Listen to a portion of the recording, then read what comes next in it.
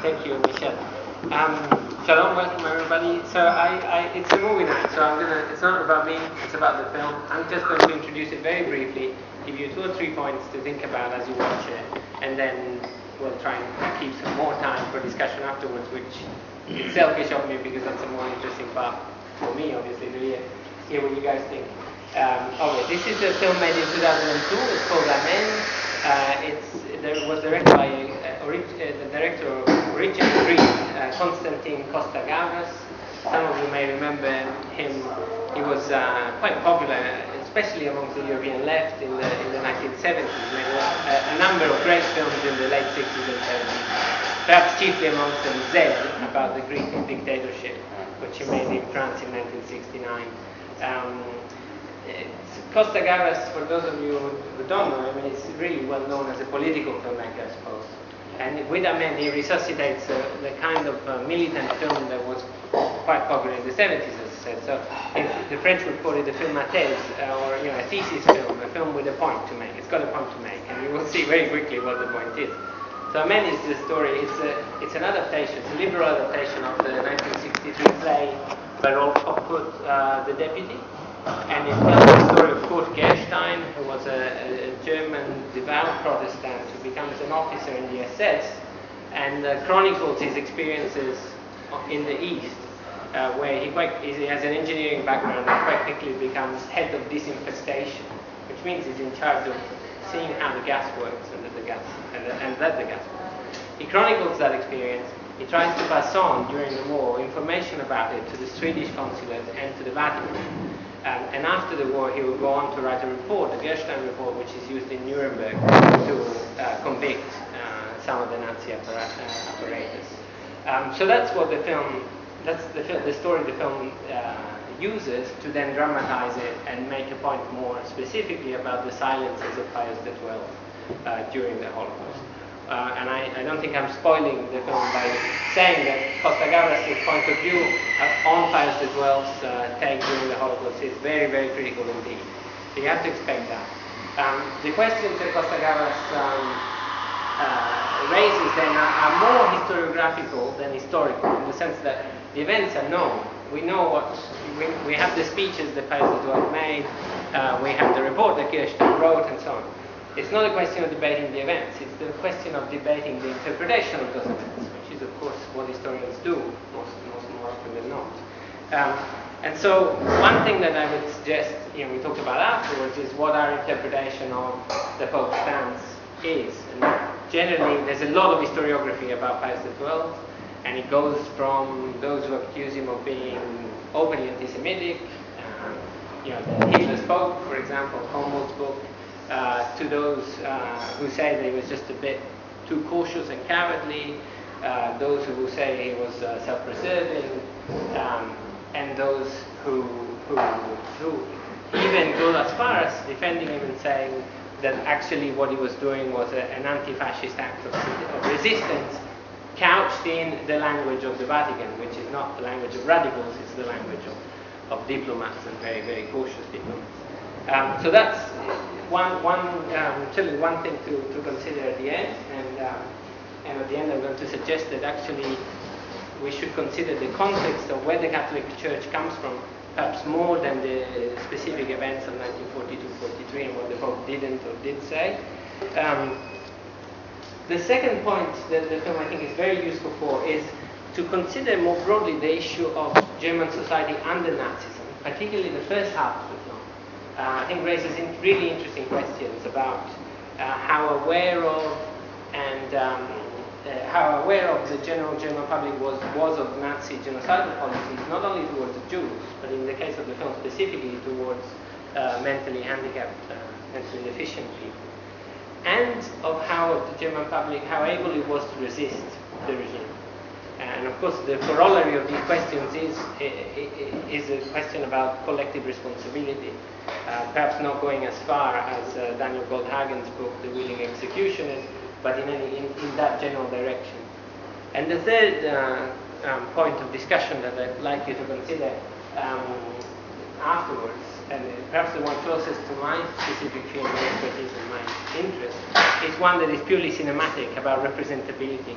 Now this film, like many others, and like many others that were made at the same time, this film came out the year after The Grayson and The Pianist, 4 years after Life is Beautiful. So it's a period where there are lots of Holocaust films.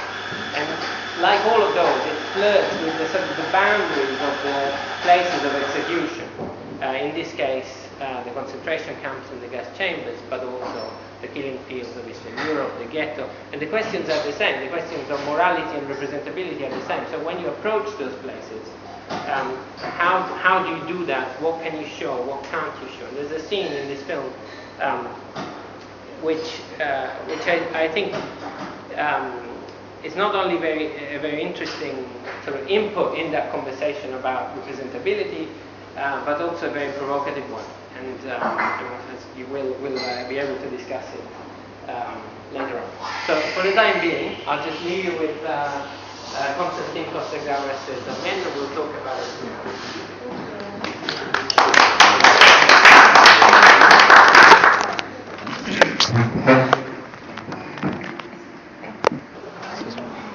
So apologize the credit. I think we're running a little bit late, so probably might be best now to just have at least a few minutes. Obviously, there's quite a lot to make sense of. I think the best way to do so is to start from your comments. We're putting the lights on. Anybody? What sort of things? What sort of comments? What sort of ideas have you got from the way the film portrays the events? I know it's hard to speak in the heat of the moment. I can maybe help, but let's see if there are early comments.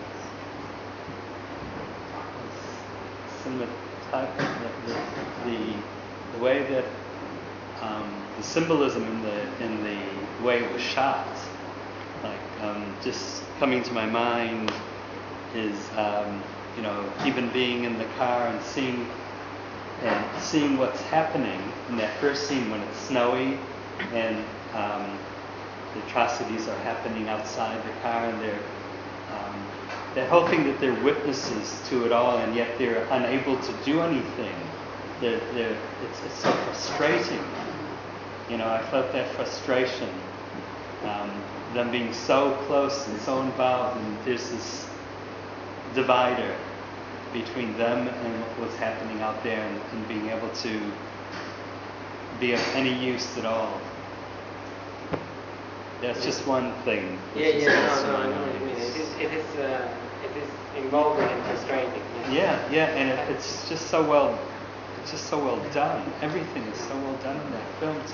And I think you might have been talking about before about looking into. Yeah, that's right. Yeah, that scene of looking into the little peephole and how they portrayed that. I thought that was incredibly sensitive,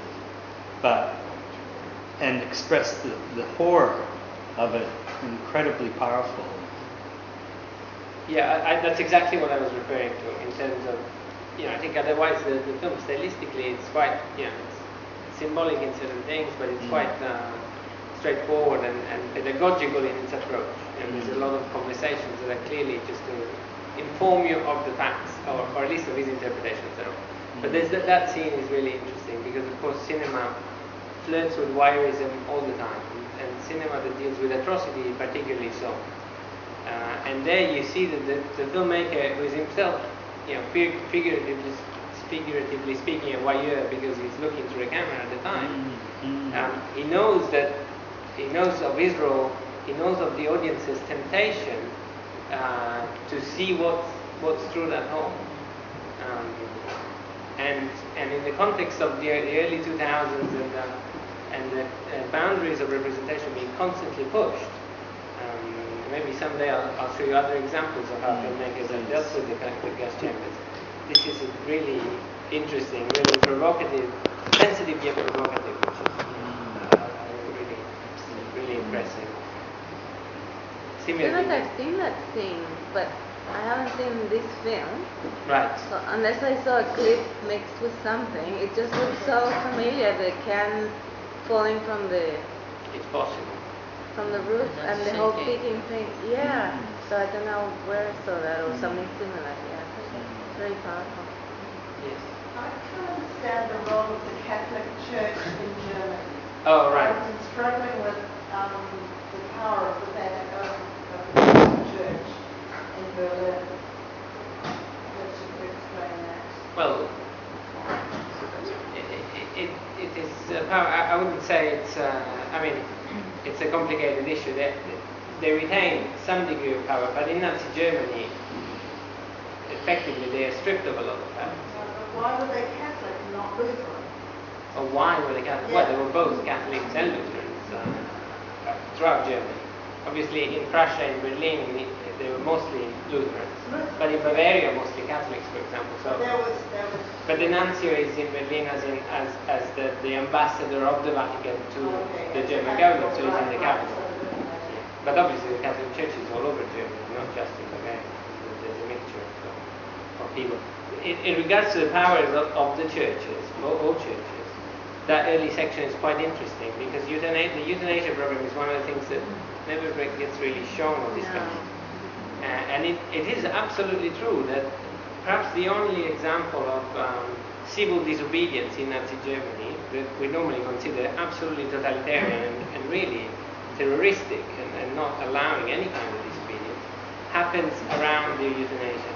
And it's true that the Nazi government backs down, partly because of the war happening and fears that climate would hamper the war. And I think Costa Gavras uses that quite cleverly, and then several other examples to discuss the priorities, to question the priorities, not just of Pius XII, who actually I think on a personal level here is treated quite gently. I mean, he's condemned, but in a gentle way.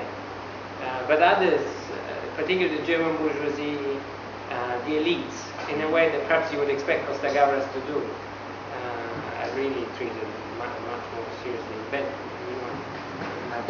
yeah, I was just thinking, I read an article because I watched the movie when it came out, and I remember reading, because I had like mixed feelings about the movie, when I realized that one of the main actors, the priest Ricardo, actually never existed. No. It's an invented character.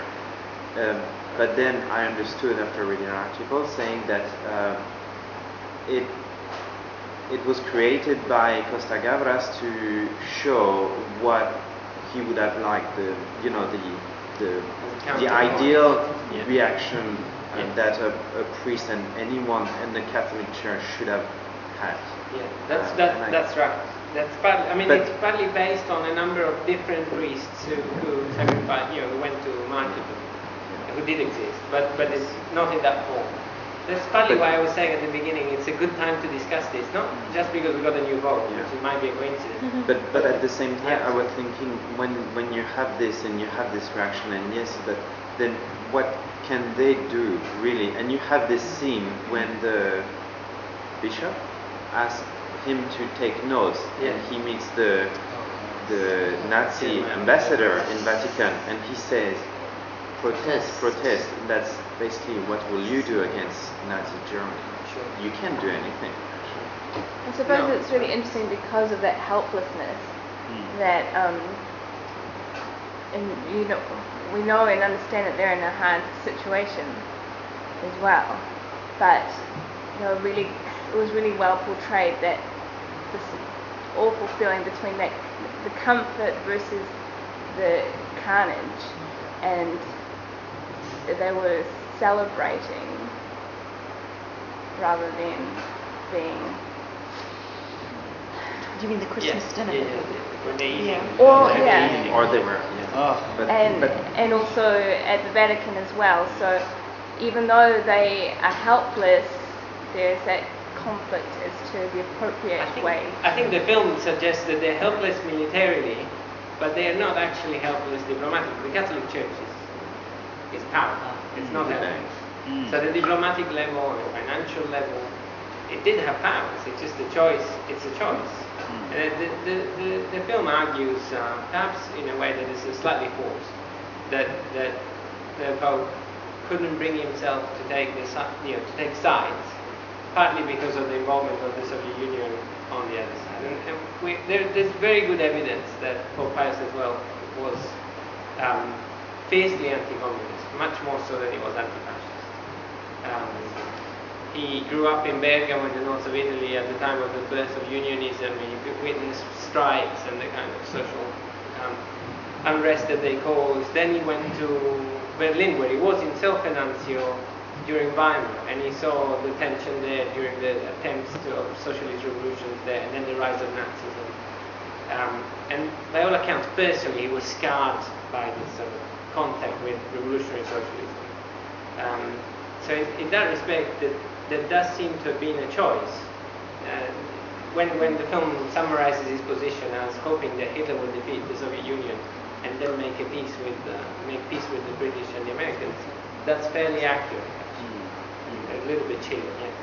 I felt the character of the German captain who in the end was going to Argentina, most of the dialogue that came out of his mouth was a huge criticism of the Allies, that they could have bombed the camps and they didn't. That was prohibited by the Geneva Convention because you had prisoners. Yes. So it's the whole. Yeah, but and it's true. Legally, it's true. But it's also true that there were wartime priorities where you send your bombers affects the. They could have bombed the rail tracks and stuff, but then what to do with the? But going back to the Vatican itself, I think it boils down to it's easy, I guess.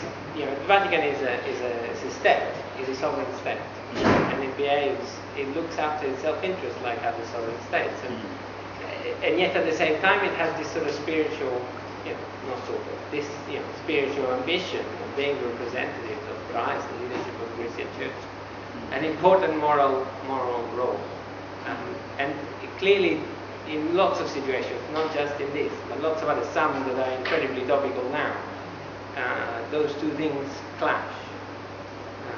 And so the judgment you make of Pius XII partly depends on the way you see the moral and political role and the balance between those two roles.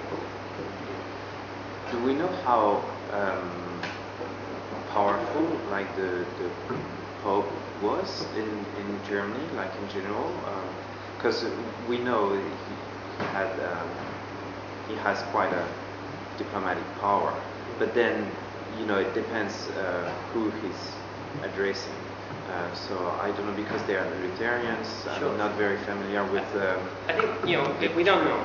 That's the fact. We don't really know, but we do know that within Germany probably not so powerful. But we also know that the German government was worried about a papal stance, not so much for inside Germany as for in places like Poland, where people were extremely devout Catholics, and you could end up with a massive guerrilla or a massive resistance of some sort. In places like Croatia, where there was a Catholic regime, or Slovakia, where Slovakia had a fascist dictatorship, the leader of which was a Catholic priest, Joseph Tiso. So there are places in Eastern Europe where the Catholic establishment is also pro-fascist and involved in the rounding up of Jews. And in those countries, obviously, the Pope speaking out against Nazism would have created a clash of loyalties. So there were worries, but then the papal advocates and apologists for Pius as well argue, with some reason, that the scenes that you saw, the Jews had been taken into all the churches in Rome and so on, those are true, those happened. And they argue if the Pope had spoken out, the Germans would have had a reason to send people into those places, which were otherwise out of bounds because they were the sovereignty of the Vatican. And so that the Pope was saving people in being silent about other people being slaughtered. Which is why I said at the beginning there are different interpretations of the Pope's silences. The silences themselves are not up for debate because they were there. The interpretation of it. Why do you think Pope wrote that at 8 o'clock in bed?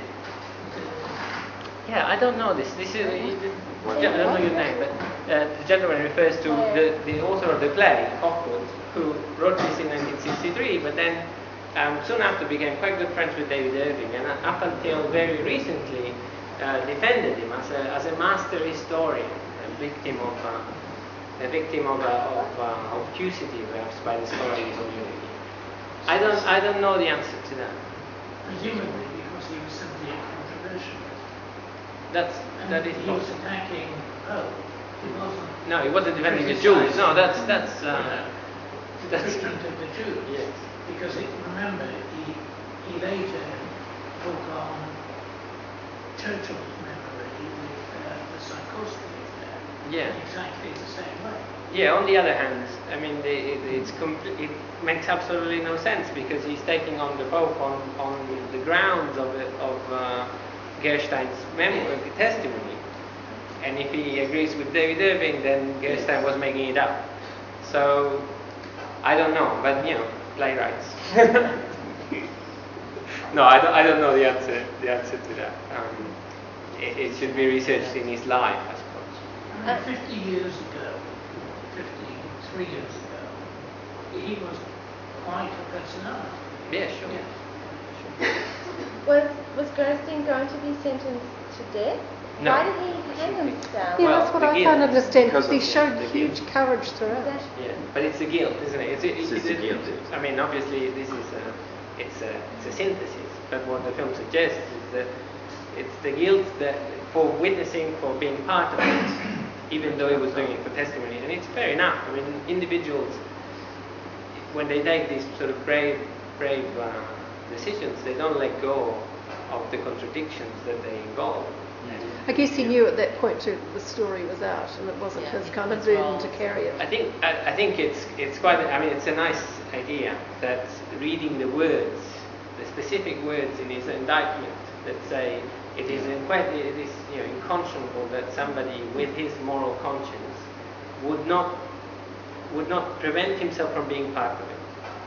And it's fitting ending to the film because the film is all about words. The Pope said perhaps one of the best scenes, I think, when he says anger and pity. Well, no, anger and sorrow. Sorrow and anger.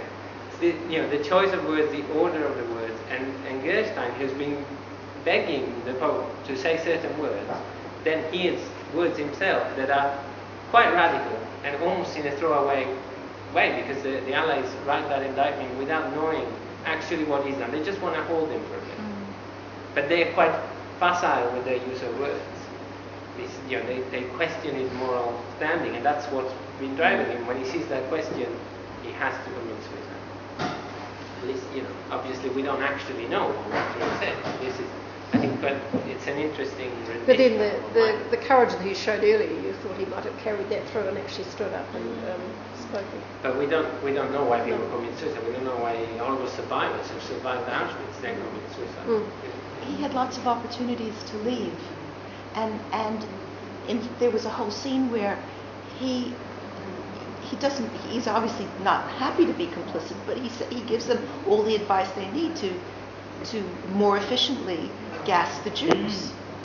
So he's got plenty to feel guilty about. No problem with it. And actually, I think the film sort of invents scenarios where he sabotages the effort. Well, he was Partly to give. straddling it Well, very I don't know evidence of that. The Pope speaks so strongly in that scene where he says, basically, this is not acceptable to you're taking the converts on top of it. I love that. Yeah.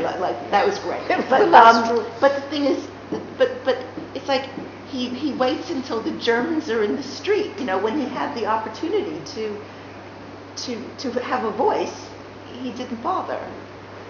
No, that's how the movie shows him. Yeah, sure. I mean, and actually, what it suggested that he does move, but he moves through the channels of diplomacy, through conversations like the one that the Archbishop has later on, and whether that is an appropriate one for a head of state that is of a neutral country, whether it's appropriate, that might be one question. Whether it's appropriate for the Vicar of Christ, that's a different question. I don't know that I am entitled to answer that, but those are the questions.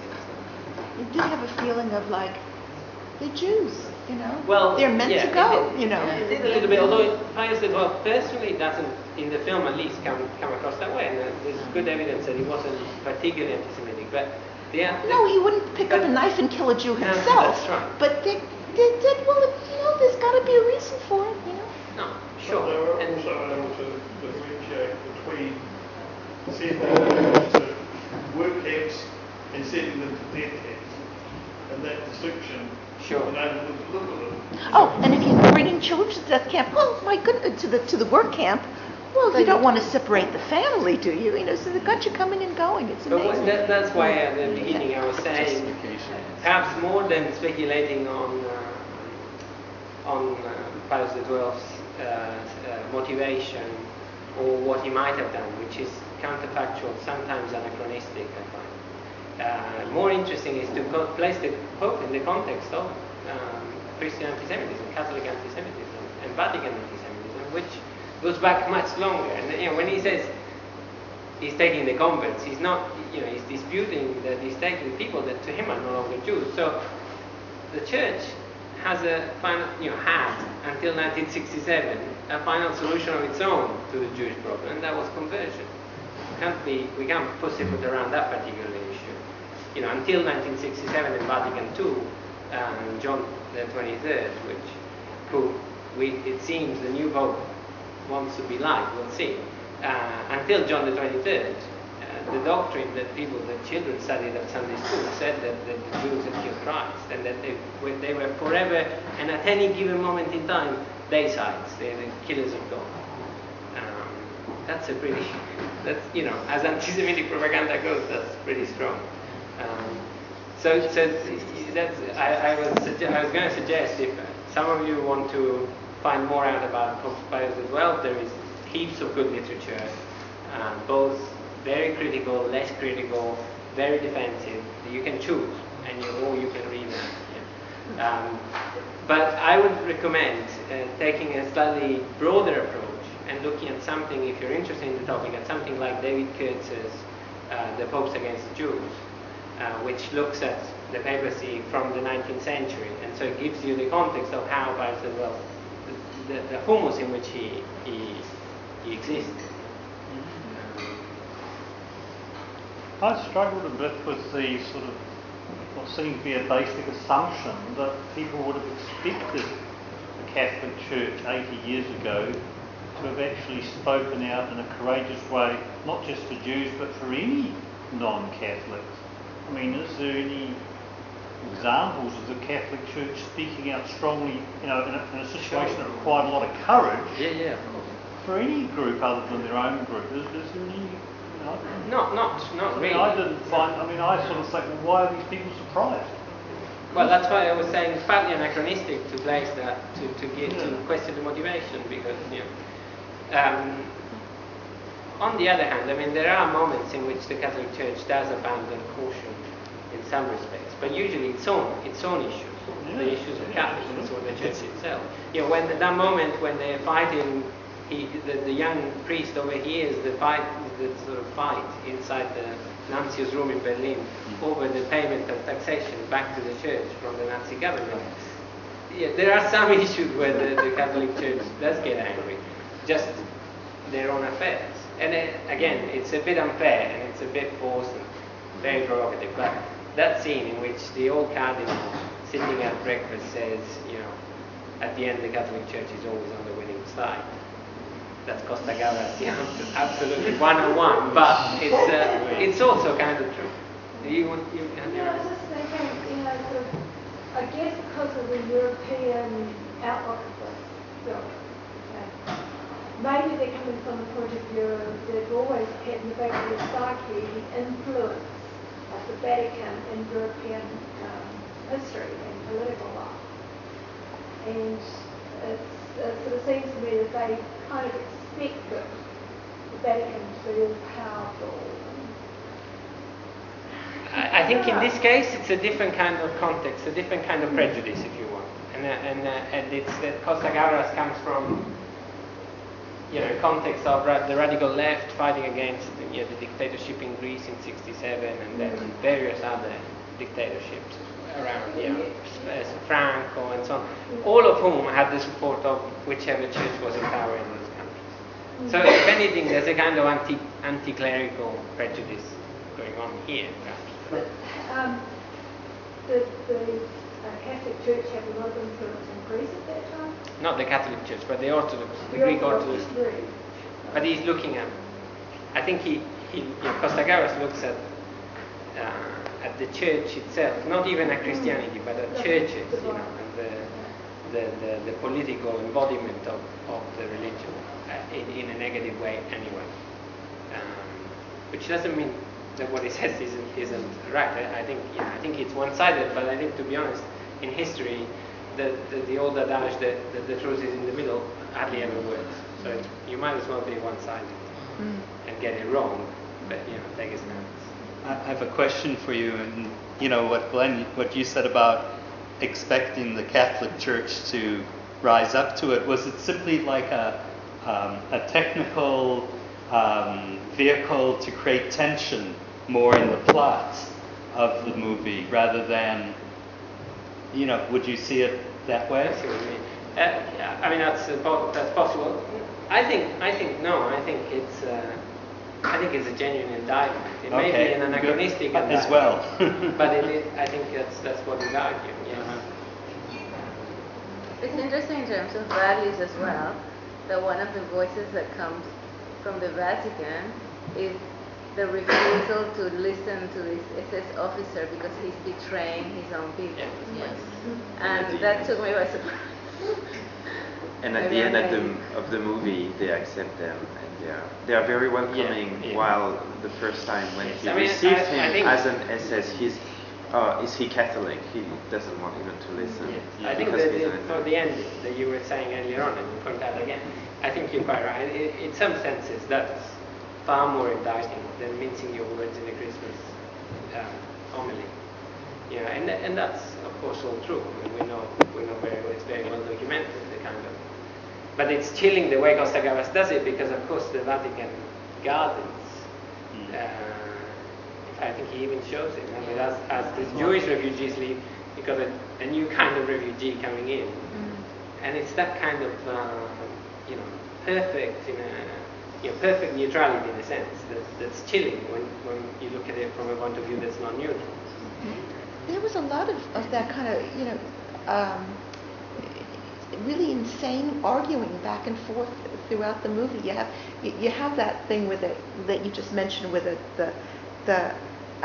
they don't want to they refuse to have some German come in, and a German who is against his own country. So it's just like it's insane. And then you have that other guy when he goes to his old friends to get the papers so that he can go to Rome, and the guy says, oh, you're in the SS, and the guy says, yeah, but you understand, I'm trying to say, get out of here, filthy SS. Yeah. And it's just like, nobody is making any sense at all. No, but that's, yes, you're right. It doesn't make sense. Thank God it doesn't make sense. I mean, that thing about not making sense, I found that quite an interesting sort of little theme of its own. Yeah. Like that came up several times. Like there was one meeting with a bunch of officers saying, could we have this finished by 1946? Sure.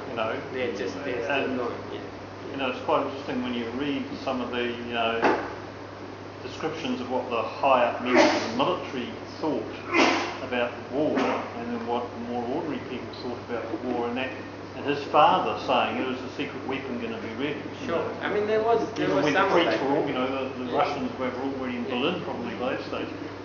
It's just that unreality.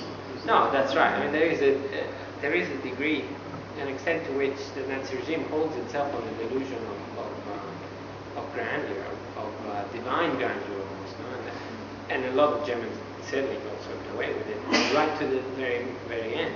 But going back to your point about the card, the bureaucrat in the railway office, it's a little bit of a wink at Eichmann, because Eichmann, of course, always says, well, all I did was organize the trains. But also it's picking up on the critique of the German elite that is set up with it's set up in the first 20 minutes with the whole case around euthanasia. And it's made to make you question, well, if they could protest about their own disabled children, why not about the Jews? And then, in some ways, and not this is not alone. This film is not alone in doing that. The man in the office who sort of uses his faith as a trench and uses his office as a trench, which protects himself from what's going on around him, comes out as more guilty than some of the ascetics, who are clearly sort of, stereotyped, brutish, and don't know any better in a sense.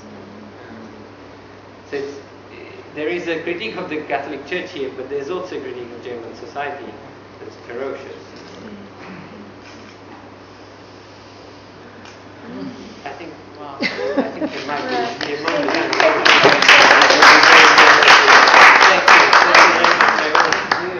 I did have one last question. How come he chose a Jew to play who? Maciej Kasowitz. I don't know. I think he's just Having fun? just a very good French Brown actor. eyes. Yeah. Good question. Also, one of the archbishop that says the Catholic Church always comes on top, is so clearly has Semitic looks Semitic. It's definitely Jewish.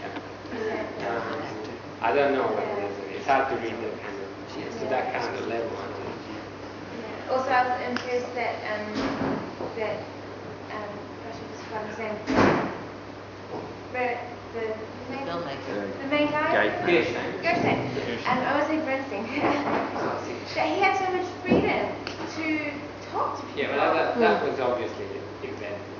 Yeah, and I was sure he'd be watched very carefully because he's such an important man for I the think system.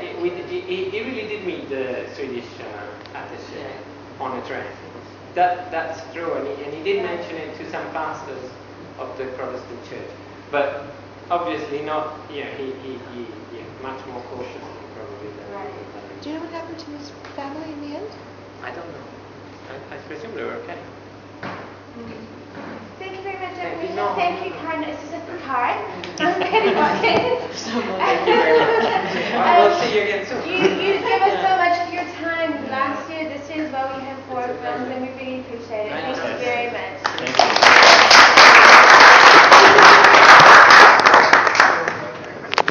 Okay, no Ora Torah the next 2 weeks because it's Pesach and then Monday. It's Monday. So we'll see you on the 8th of April after the Yom HaShoah ceremony at Temple Sinai. We'll be starting a bit later here from 7:30 with Stephen, Sedley, and Rita. And could I also just make a plea? Come along and see the Israeli film on the 11th of April. I think it is at Temple Sinai. Right. Pesach Kasher V'Sameach. Yeah, That's right. Remind people to start with the Yes, the Big Book Fiction, great book.